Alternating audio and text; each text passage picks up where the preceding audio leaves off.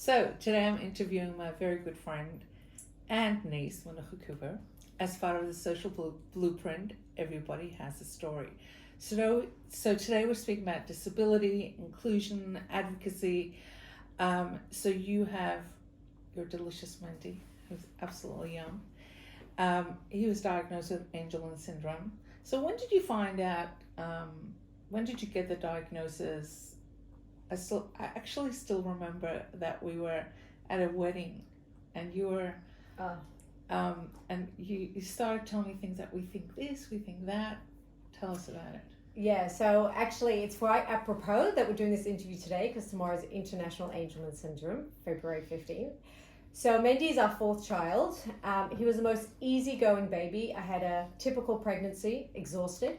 And he, from a young age, I guess, we were actually moving at the time, but I noticed certain things. And to cut a long story short, the maternal health nurse actually said to me from a very young age, said, I think he moves around a lot. I think you should go get him checked. And to be respectful, I thought she didn't really know what she was talking about. Look, it's my fourth child. I know what's going on. And I've had lots of siblings and babysat. And basically, over the next few months, we noticed that Mendy was not doing the things that typical neurotypical children do. And when we actually went to Israel to visit my husband Reuvi's family there, my nephew was like 3 weeks older. And when we put them on the floor together to play, the gap was absolutely massive. And we thought, okay, and I'll never forget, I came back from Israel, and the first thing I did, I got off the plane and I called the pediatrician's office. And at the time, they said to me, okay, we'll give you 3 weeks appointment, in 3 weeks an appointment. Now, if you would tell, so I said, fine. If you would tell me today to wait 3 weeks, there is no way. And it's interesting that you said about the wedding, because I remember it was one of our cousins' weddings. And I remember it was that time that we were in between. And I'll never forget the outfit that he was wearing. And I was a mess. Yeah. Because the fear of the unknown was the scariest thing for me.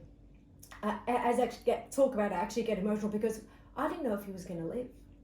And not knowing what was wrong with your son is massive, as I'm sure everybody can relate to. And so the pediatrician actually at that time, when we took him 3 weeks later, and I remember driving to the appointment, and I remember thinking, my life can change. So we got to the appointment, the pediatrician looked at Mendy, and he was actually very good, that he said to us, I think Mendy's different to your other children. We need to do this test and that test, and we did many tests, and we did a genetic test. But to be honest, I thought, a genetic test, come on, why, how, when, what, me, it's never, And around 6 weeks later, which were probably the hardest 6 weeks of my life, we got a genetic, the test results back, and he's looked at us and he said, Mendy has Angelman syndrome. And I'll never forget, it was a Thursday afternoon. And if there are those that know me, I'm very talkative, I'm very outgoing, I love to talk, I'm social. I was completely speechless. The only thing I said to him, is he going to live or is he going to die? Those were my... And he said to me, no, he'll live. But to be honest, I haven't really met many people with Angelman syndrome, and don't Google it. That's what he said to me. We left because there was nothing more to say. My husband and I both didn't know what to say. We came out, and I remember getting into the lift, and I just burst into tears. It was the shock. It was absolutely everything, hearing these news about your beautiful, perfect little angel, and he was the most easygoing baby. He's gorgeous till now. And I remember thinking, my biggest concern was, how would my other children be? At the time, I had 3 older children, and I remember thinking, I don't know how I thought about this at that time, but I remember thinking, please God, Reuvi and I will be okay. Mendy will be okay. We'll give him the best, but how will be our other children? And still today, that is one of my biggest concerns. And after speaking with many other mums and families, that is a big concern that families have. And I think we have to really not forget about the siblings of children with disabilities. And I remember, it's funny because I remember we did not realize the enormity of what having Angelman syndrome was, to be honest. And a lot of family knew that we were taking tests. We were very open about it. And I remember, I still can't believe we did this, but we just sent a WhatsApp message. Like, they think he has Angelman syndrome. And then if you Google it, to be honest, it's horrific. And I'll never forget that Thursday, I got home. and we had messaged people, and people started calling, and my mum started calling, but I wouldn't speak to anyone. I had to be by myself. And funny enough, I was doing a mikvah appointment at that time, and I went to Coles, you remember these things, and I just came home, and to be honest, I just cried. Because my mother kept saying, I'm going to come over, I'm going to just sit with you, and she was speaking with Reuvi, and people were messaging, because we have family all over the world. I just had to be okay with it.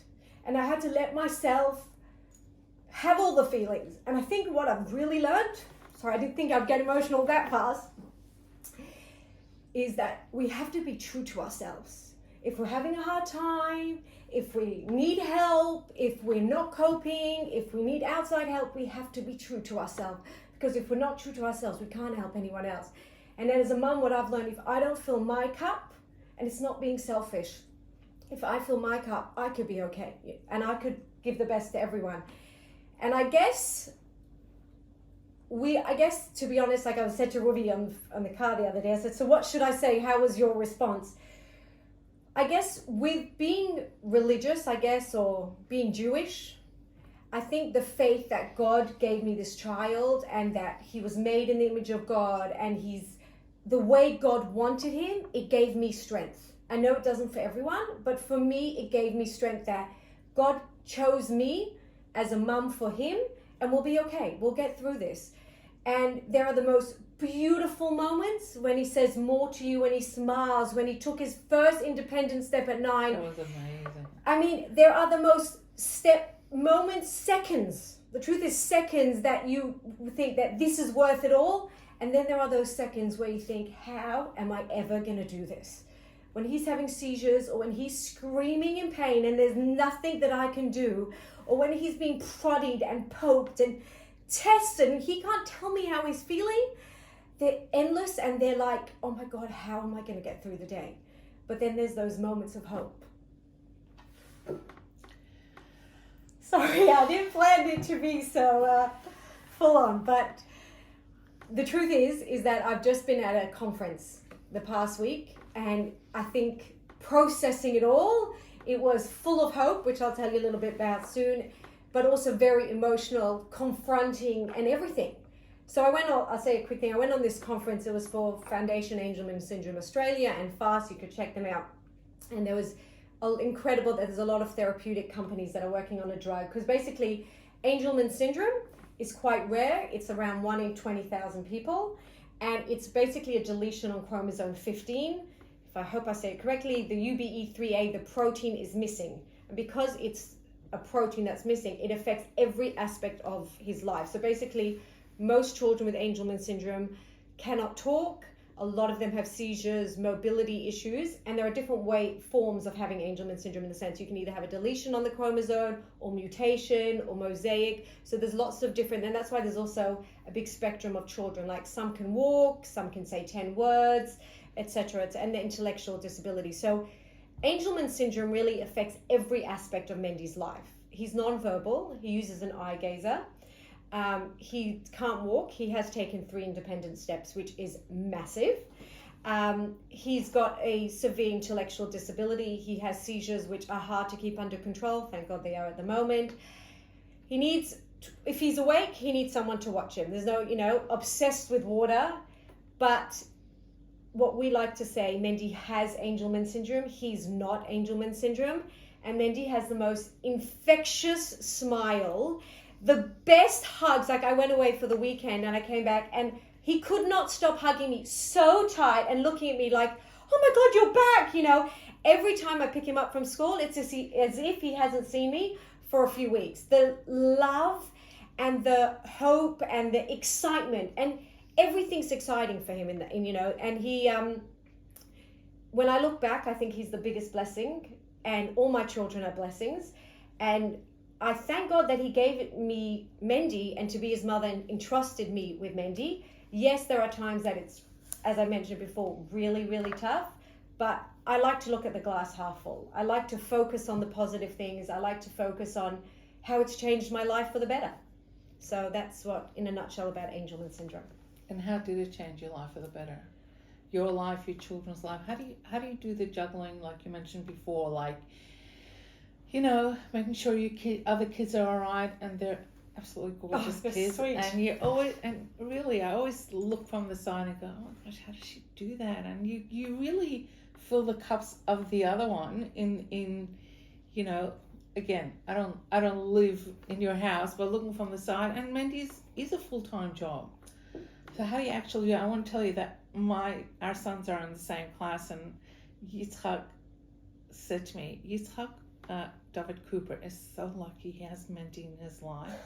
He has Angelman. I wish we would have a kid with Angelman syndrome, because they get to do a bake sale to raise money. That's so cute. That was many years ago. Yeah, I remember that. They obviously get the message, and all the cousins get the message that he's absolutely delicious, and they all feel it and know it. And clearly you've given them that message, and the fact that it goes on to their friends, to their extended family. So how do you actually do it? Okay, disclaimer, I don't do it all, and I don't always have it all together.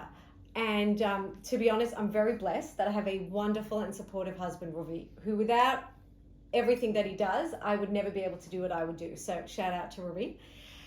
I think when Mendy was diagnosed a few months later, so I'm a shlucha at Chabad Malvern. I used to do we do a lot of the youth programs, and I used to work in the creche. And when Mendy was around 6 months old, I had to really think hard about, how am I going to juggle it? How? And I wanted to stay sane. I wanted to still be semi-normal, if that's the right word to use. So I thought, there's certain things that I have to give up, certain things that I have to make a priority. And I once heard of many, many talks, like, how do you prioritize? You can't really prioritize, because there could be times, where my kids need me, or they're in a school play and Mendy has a seizure, or off to the hospital, and I can't be torn in both places. So there are times where I have to say, this is where I need to be now. And that's where, I remember when I was pregnant with Zelda, right at the early beginning of pregnancy, I had an appointment, and Reuvi and I were going to the hospital, and suddenly we get a call that Mendy's having seizures. And Reuvi had to leave and go. And there's no way saying, like, okay, I had to go to this appointment. So you can't really prioritize, really, because you don't know. Everything is a priority. Everything is a priority. My children, their school things. So what I try and do is be conscious of what I'm doing. It doesn't always work. But for example, when I'm with my kids, be with them. And if I can get help for Mendy, get help for Mendy. Because, if he wants to have a bath for an hour, I could be there doing, homework with the other children. And I really do try to make a very conscious effort to spend one-on-one time with the children, because they also need their time. I think, if I may say as a proud mum, I think their lives and the people they have become have been shaped by Mendy. The fact of, unconditional love, learning to accept everyone. My daughter, who's 6, was born after Mendy, so she has a very different relationship. But we were recently, it was Pesach, and we were at, I think, the Royal Air Force Museum. And from across the room, Mummy, I think that boy has a syndrome. I'm like, shh. And because we're very open. Another thing we felt is, we want Mendy to be accepted and to be known. When I say known, is that when people walk in, see him in the street, they know how to interact with him. I want him to be able, thank God, thanks to JCAS, he's able to go to yeshiva part-time. I want him to go to shul, be part of the Jewish community, and have all the same opportunities within reason. As he gets older, he's 9 now, it's definitely different, because let's say his peers, the gap becomes bigger. But like, for example, when it's Sukkot in Luna Park that someone organizes, there are a lot of things that Mendy can do. So what I try and focus is, what are the things that Mendy can do? So I had to take a step back and not work so full-time at Chabad Malvern. I realized that looking after Mendy was a full-time job, even though he's at school. Thank goodness Reuvi does a lot of the paperwork and the bills, because anyone that knows, just keeping on top of regular bills and then every other paperwork and everything. So, and I guess I've realized that I can do what I can do. And another really thing that I really feel strongly is about mother guilt, Yiddish mama guilt, I threw out the window. I still sometimes get it, but you know what? I'm doing the best that I can do, because, online social media is fantastic. We're on social media now, but you see, this one's doing this therapy, this one's doing this therapy, I should do this. And then you think, maybe I'm not doing enough. We get these voices, I should be doing this, and then I sometimes say, no, this is what I can do now, and this is what I'm going to do.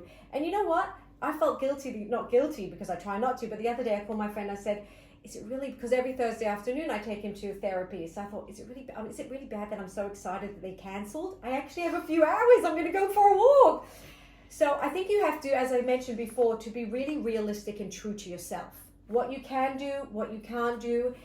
And I think with siblings, it's a real big juggle. Because on one hand, you want to protect them, right? You don't want them to feel the burden of what they think. But an incident happened where Mendy got really sick. He had pancreatitis and he was in hospital for a while. And I don't remember how old my oldest was. And she could sense, I'm a very open book. If I'm upset, you know, and I remember we were talking and she said to me, Mummy, what is wrong with Mendy? I said, oh, he's got pancreatitis. She goes, Mummy, you're lying to me. She says, never lie to me. And at that moment, I realized that it's her brother too. She's carrying a load that sometimes she'll not tell me because she doesn't want to burden me. But then and there I realized I have to tell the truth to my children, of course, age appropriate, because I never want them to feel that there's something that's hiding, that I'm hiding something, and then they have to carry a burden. I remember when a family member was in hospital and Musia called me hysterical on the phone.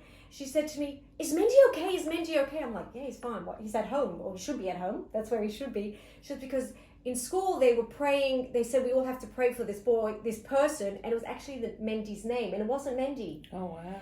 And I thought, here she is carrying the whole day that worry. So I realized I have to be honest. I have to be true, and my kids can know that I'm having a hard day. Recently, Mendy started a new medication which caused severe dystonia, tightness of the muscles. It was as I was watching him almost become paralyzed. And to be honest, it was debilitating for me. There were days that I would wake up and all I would do was go back to bed because I couldn't function. I would call doctors and did the bare minimum, and I realized that I have to be honest with them, and they can know that I'm struggling. They can know that it's hard.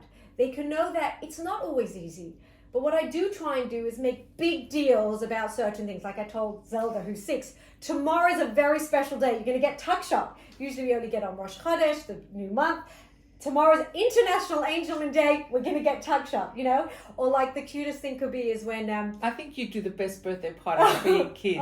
Everything's a big deal and they play games and it's all about them. And so like more than...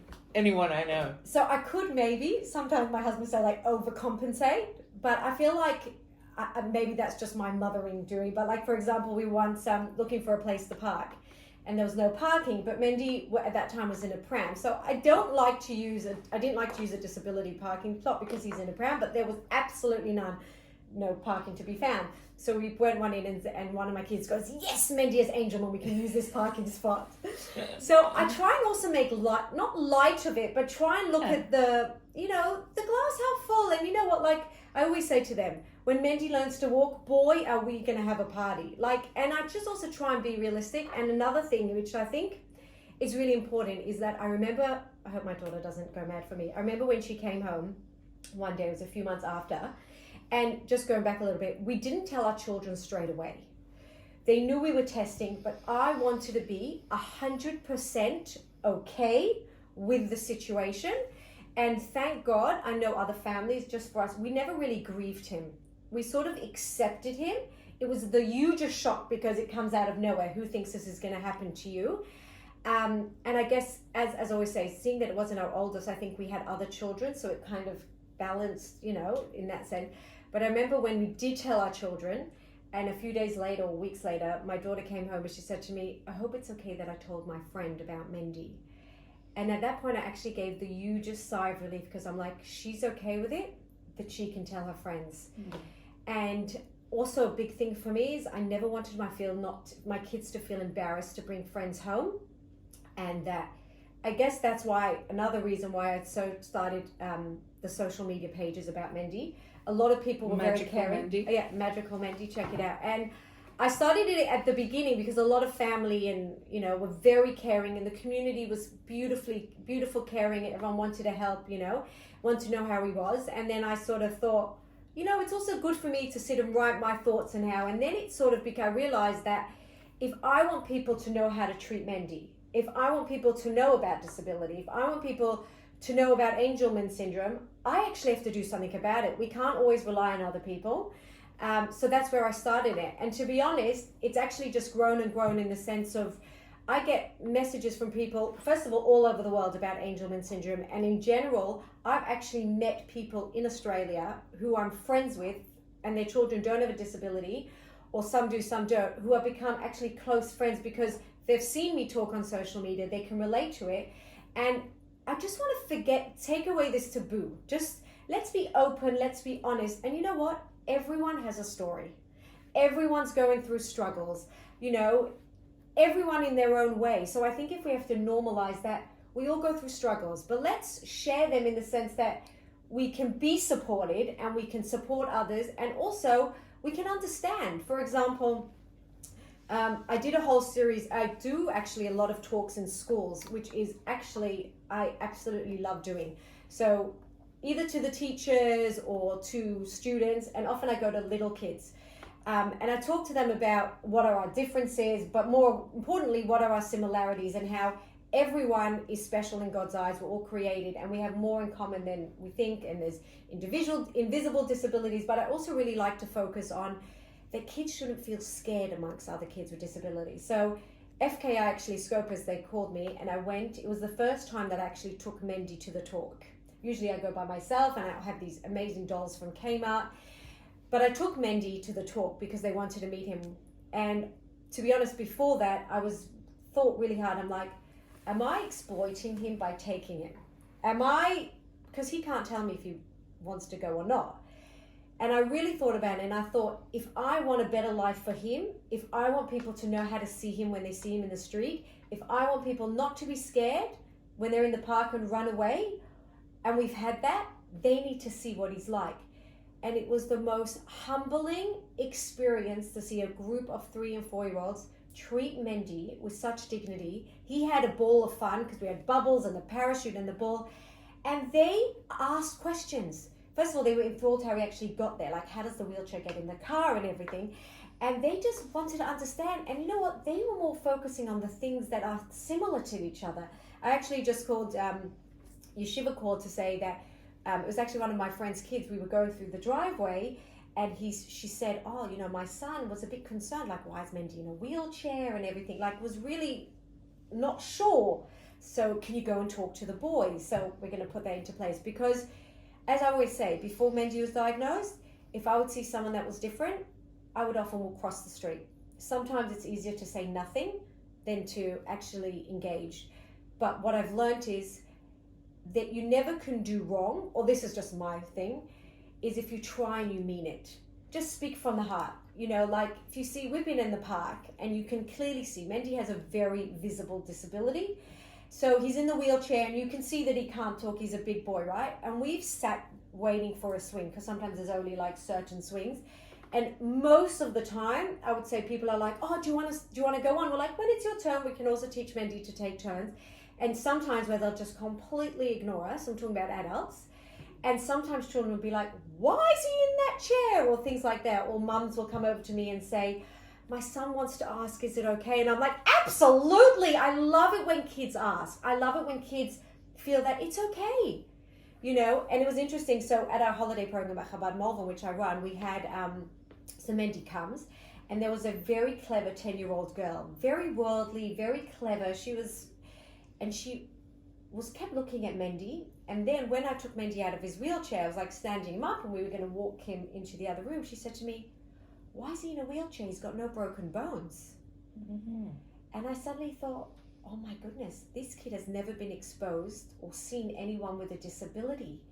And I thought, we have to do better. Mm-hmm. Our books need to be better, because she was asking in the most goodness of her heart. She was kind and caring, like Barbie actually made this doll. They have a doll, and then they also have accessories. I think it's called Our Generation doll, one of these dolls. And in the wheelchair pack, there's actually a cast. And I think to myself, it's great, and there are people that use a wheelchair with a cast, but there needs to be just wheelchairs, There needs to be hearing aids. There needs to be glasses. There needs to be prosthetic legs. There needs to be all these things, because if we just normalize things, kids don't get so scared. Like the boys in Mendy's class are the most gorgeous, caring boys. They just know. He just does things differently, And they love when he'll do like Incredible the other day, because Mendy's nonverbal, it's very hard for us to understand really how much he understands.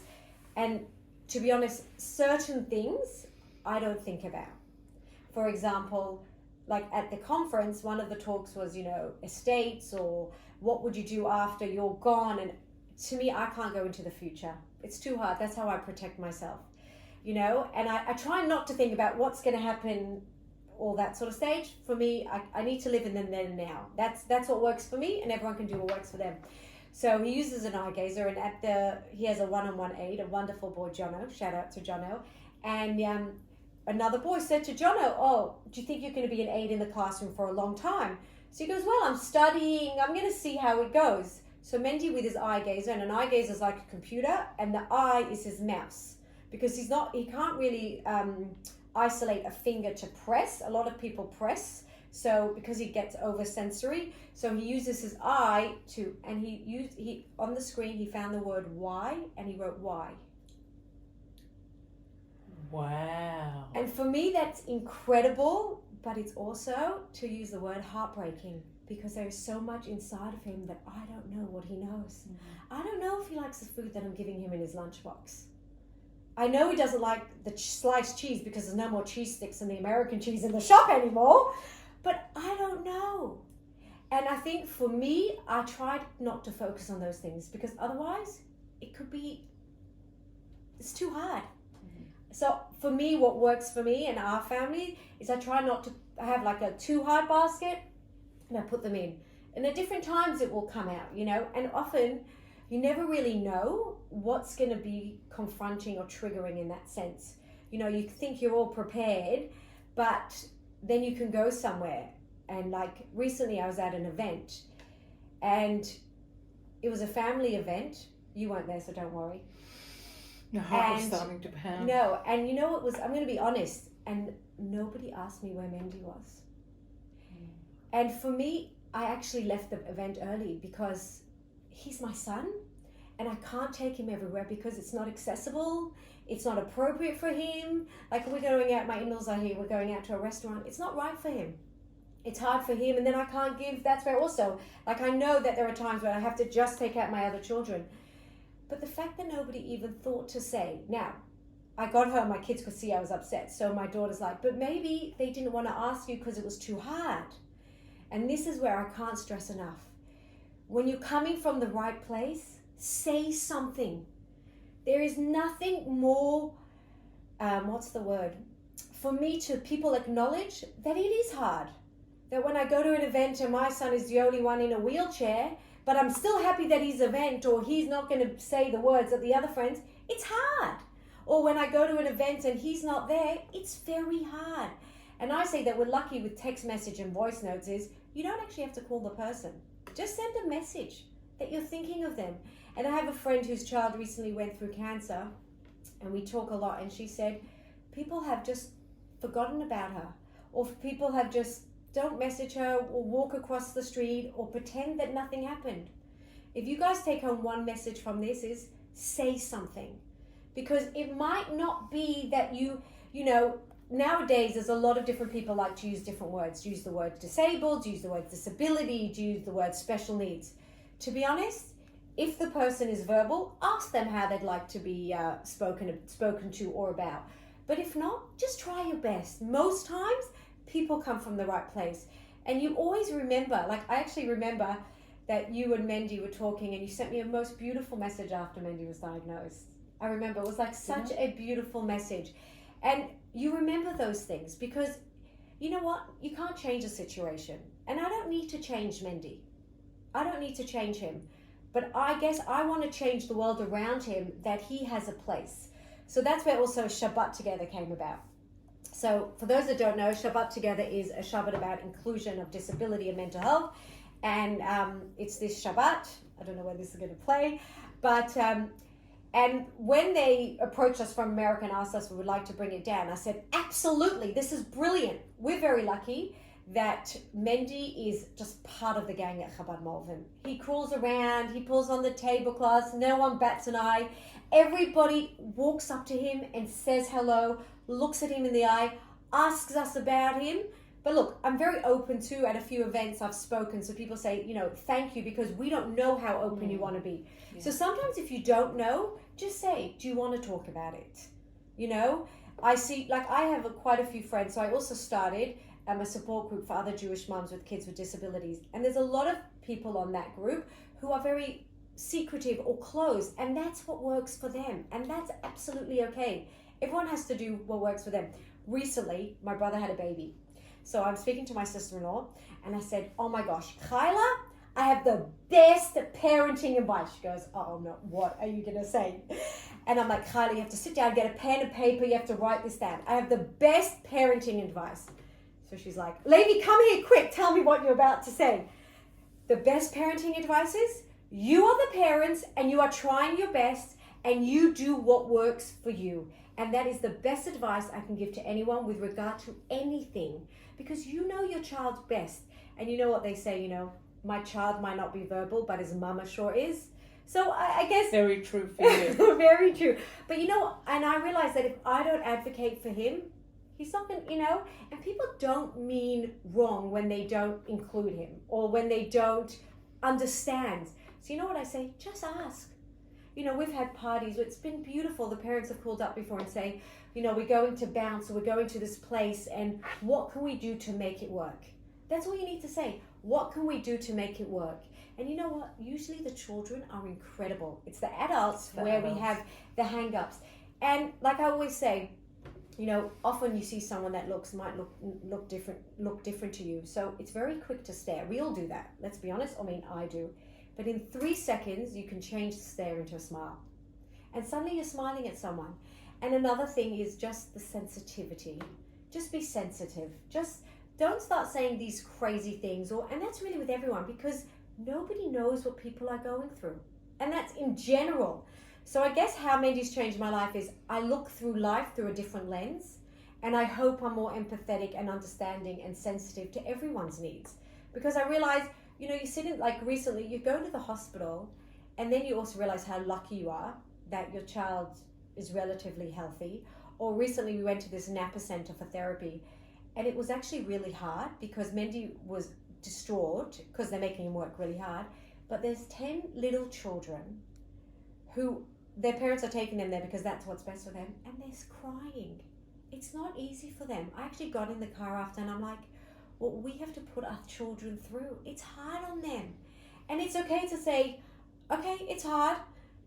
Sometimes I treat myself to a cup of wine or an ice cream or a nice cake, as in do things also, because sometimes you have to distract yourself, we all do that.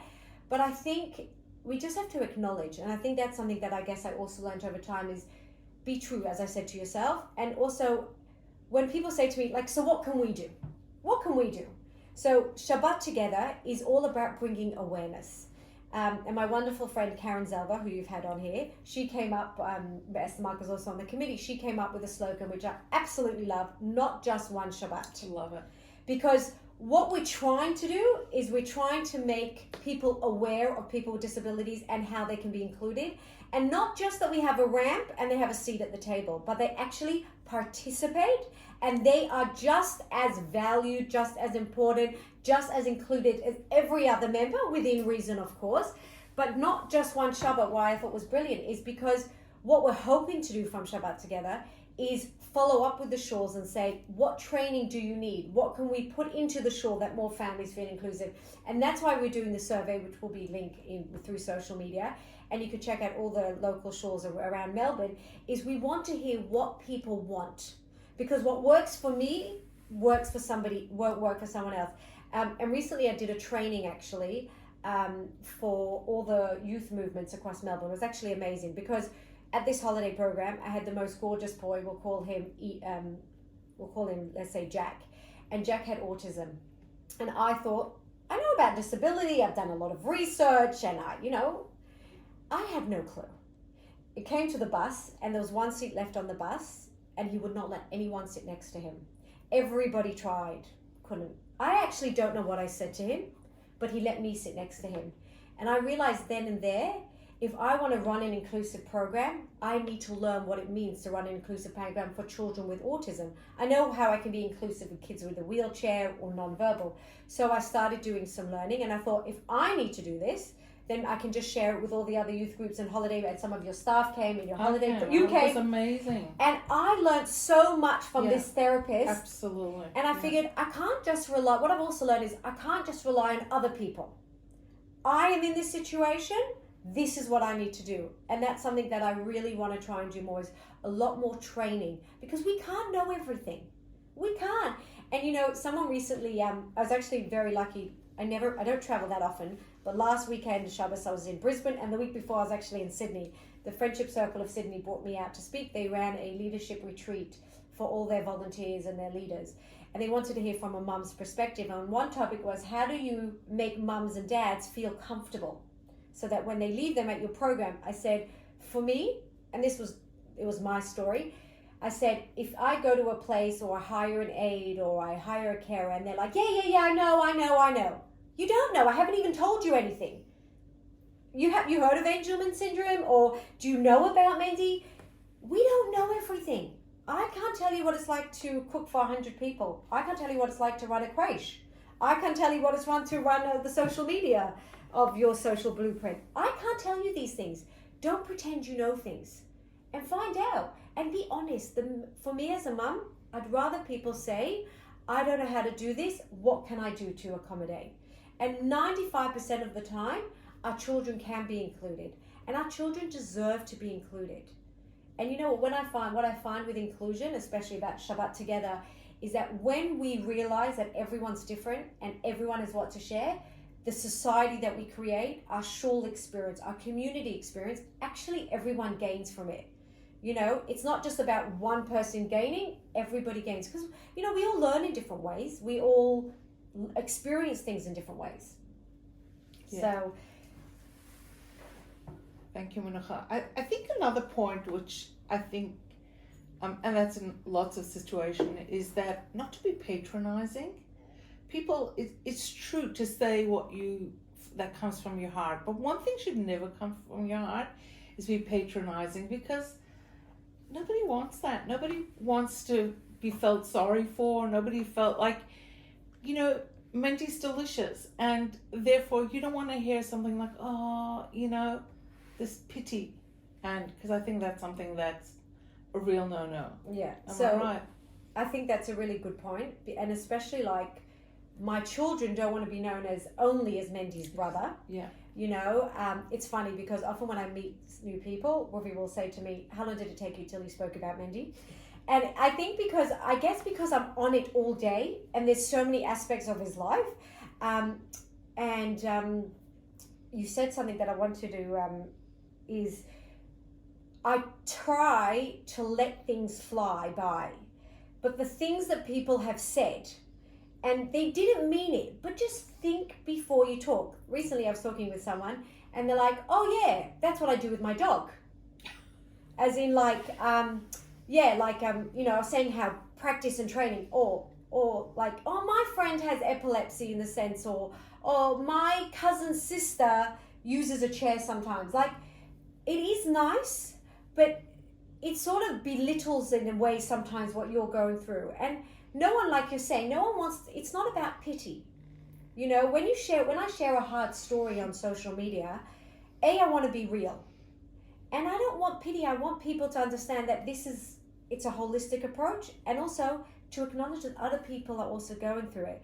And another point is, which we know, social media isn't life, isn't true. And I always say, whatever I post, when one day Mendy will read it, I need to feel 1,000% comfortable that he is happy with whatever I have written, and I have to respect my children.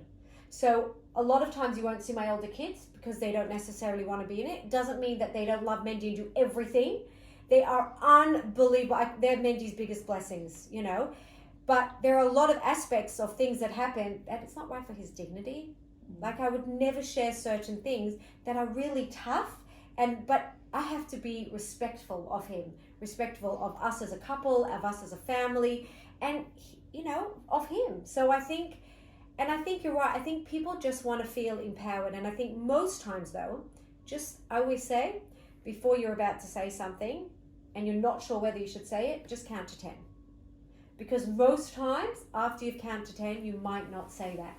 I know myself, when I'm really upset about something like a principle, and I'm like, all right, I'm going to call that person up, or I'm going to write that person an email, my wonderful husband says, wait till the morning. And most times by the morning, I don't need to write an email. Because we just need to just think a little bit. And I know that when people say silly things, or I know, for example, everyone's like, you're obsessed with disability. I'm not obsessed with disability. This is my life. This is many aspects of my life. Like when I go away, you know, we went away for 2 days, which was wonderful. The amount that I have to put into practice, and there are a lot of families that have to do it. So, and you know what, I also realized that there's so much that can be done that's simple. It's just simple. It's not rocket science sometimes, you know, to put a ramp in front of the shul, or to make sure that your entrance is clear, even if it is at the back, or, you know, there's so many things. And there's so many incredible organizations that are doing the most wonderful things as well. And another thing is, as I mentioned before, we're not going to change the situation, but we can be supportive. And there are support groups out there. So if you're listening and you have a child or an adult, or you yourself, there are people, reach out. Anyone can message me at any time, because you don't have to be in this alone. There is nothing like when we sit around the table with our support group and we just understand each other. Or sometimes when someone's had a hard day and they post something on the group and everyone just can say hugs, because sometimes you can't say anything. It's not good. It's tough. So what are you supposed to say? Just be there to give them the hug. Thank you, Menucha. I have no words. Oh, you're so sweet. Really, thank you so much for sharing, for being open, for being honest. I've learned a lot from your page, because none of us live in other people's homes to know exactly what they're going through, and we will never understand exactly what you're going through. But while you're doing it, we get to love Mendy more, and we get educated at the same time. Yeah. So thank you for sharing. Thank you. We really, really appreciate it. Thank you. And I think, yeah, as I said, education, this is, I guess, what I'm trying to do, is because when people walk him in the street, they should know what to say to him. They should know how to interact, and others as well. So, you know, and I really believe that change starts from small steps. You're not going to change everything overnight, but I always say, if one person is more included, if one person feels heard, then it's all worth it. So thank you for this opportunity. Thank you.